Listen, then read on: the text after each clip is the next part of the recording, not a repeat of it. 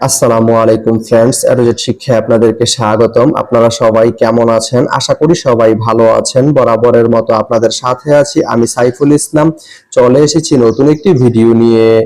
আজকে আমরা জানবো আপনি কুমিল্লা থেকে আড়িখোলা যেতে কোন কোন ট্রেন রয়েছে, সেই ট্রেনগুলো ছাড়ার নতুন সময়সূচি, বন্ধের দিন এবং গিয়ে পৌঁছতে কতক্ষণ সময় লাগবে বিস্তারিত।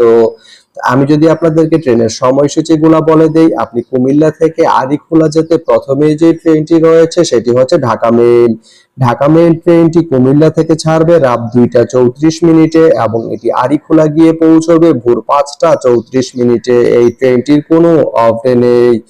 এরপরে রয়েছে কর্ণফুলী। কর্ণফুলী ট্রেনটি কুমিল্লা থেকে ছাড়বে দুপুর 12টা 55 মিনিটে এবং এটি আড়িখোলা গিয়ে পৌঁছবে বিকেল 5টা 13 মিনিটে। এই ট্রেনটির কোনো অফ ডে নেই।